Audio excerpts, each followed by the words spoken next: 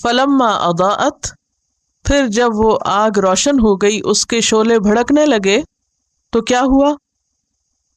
اضاءت ما حولہ، اس کا ماحول بھی روشن ہو گیا، آگ کے جلنے سے ماحول روشن ہو گیا۔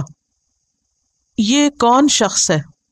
یہ کوئی بھی شخص ہے، ایک شخص ہے جس نے آگ جلوائی ہے۔ مراد اس سے کیا ہے؟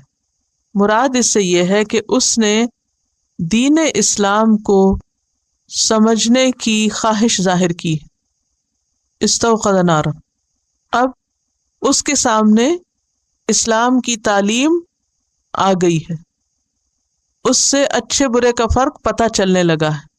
ذہب اللہ بنورہم، تو اللہ ان کا نور لے گیا ہے، اچھے برے کو دیکھنے کی صلاحیت چھن گئی ان کی۔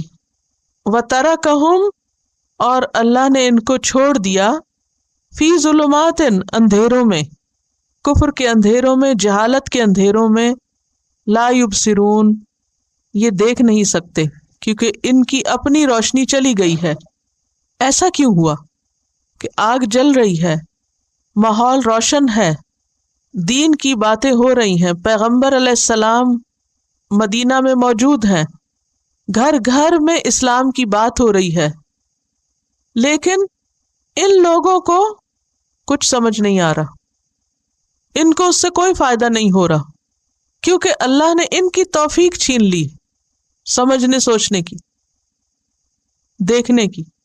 ان کی آنکھ کا نور چلا گیا ہے، ان کے دل کا نور چلا گیا ہے۔ ایسا کیوں ہوتا ہے یا ایسا کیوں ہوا؟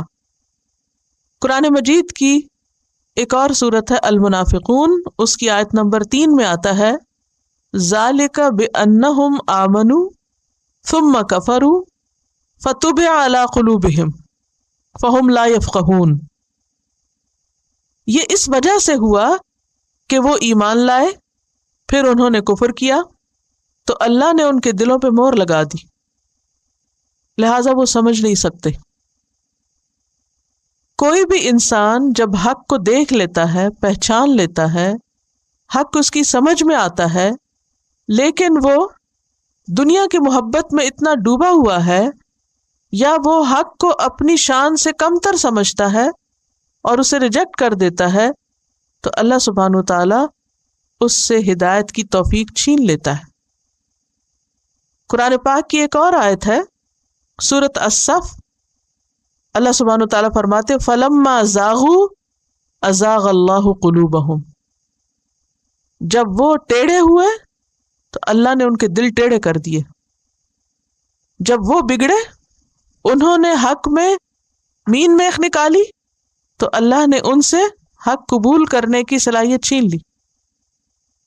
بعض اوقات ایسا ہوتا ہے نا، اس کو ایک مثال سے سمجھیے کہ آپ بہت محنت کر کے ایک کھانا بناتے ہیں، پکا کے ٹرے لگا کے بچے کے سامنے رکھتے ہیں، اچھا یہ کھا لو، وہ منہ بناتا ہے، نقص نکالتا ہے، اس کی شکل ایسی ہے، آپ نے یہ کیوں ڈالا اس میں، وہ کیا ہوا، یہ کیا ہوا، آپ کیا کرتے ہیں؟